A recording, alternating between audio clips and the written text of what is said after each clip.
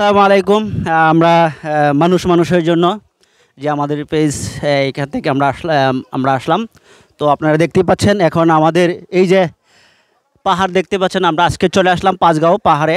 অর্থাৎ আমরা এখন যেটাকে বলা হয় এখানে নাকি কি চন্দ্রডিঙ্গা পাহাড়, এখানে নাকি কলমাকান্দা।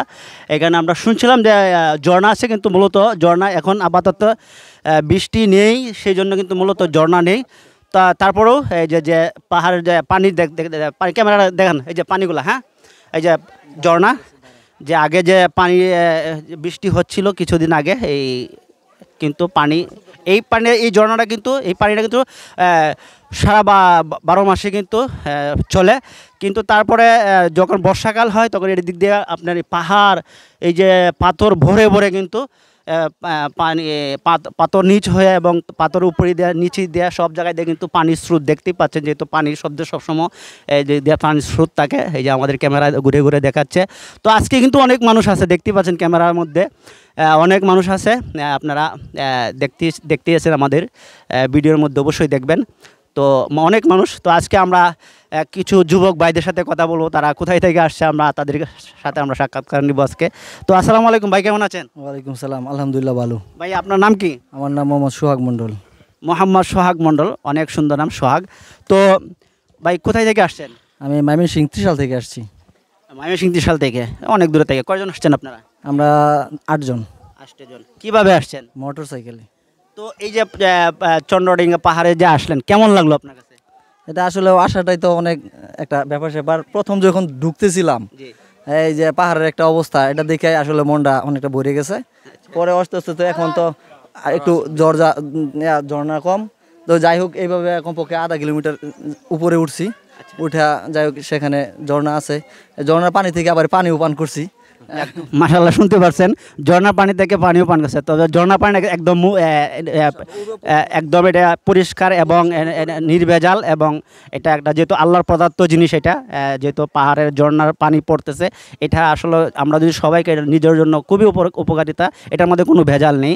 তো ভাই অনেক দূর থেকে আসছে, আপনার ময়মনসিংহ ত্রিশাল থেকে আসছে।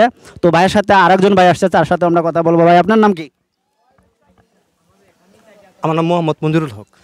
তো ভাই কেমন লাগলো আপনি এখানে চন্দ্রডিঙ্গা পাহাড়ে যে আসলেন? আলহামদুলিল্লাহ, ঠিক আছে। আল্লাহর সৃষ্টি যে এত সুন্দর, ঠিক আছে, না আসলে মানে বুঝতাম না। আলহামদুলিল্লাহ, ঠিক আছে, আল্লাহ যে এত সৃষ্টি মানে এত সুন্দর করছে, যদি না আসতাম বুঝতাম না। আসলে আসলে সত্যি না, যে কেউ যদি পাহাড়ে না আসে তাহলে বোঝার কিন্তু ক্ষমতা নেই। এই জন্যই আপনার দেশ ভ্রমণ করবেন, দেশ ঘুরবেন। আপনার যত দেশ ঘুরবেন তত কিন্তু আপনার বুঝতে পারবেন। আর যেহেতু এই পাহাড় দ্বারা কিন্তু ওয়াল জিবালা উতাদা, এই পাহাড় দিয়ে কিন্তু আল্লাহ তাআলা পৃথিবীটাকে প্যারাক দিয়ে রাখছে। তো অবশ্যই এটা আমাদের দেখার দরকার।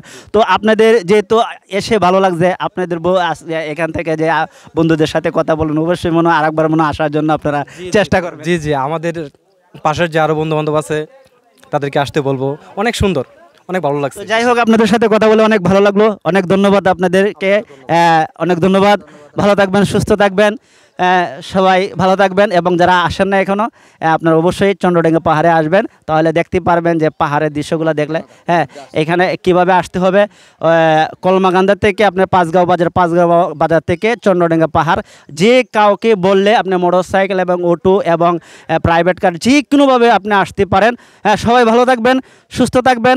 আর আমাদের ভিডিওটা অবশ্যই আমাদের মানুষের জন্য পেজটা সবাই ফলো দিয়ে রাখবেন। আমাদের নিত্য নতুন অবশ্যই নতুন নতুন ভিডিও প্রতিদিন পাবেন। এবং আমাদের ইউটিউব চ্যানেলটা হচ্ছে নূরে মদিনা ইসলামিক মিডিয়া।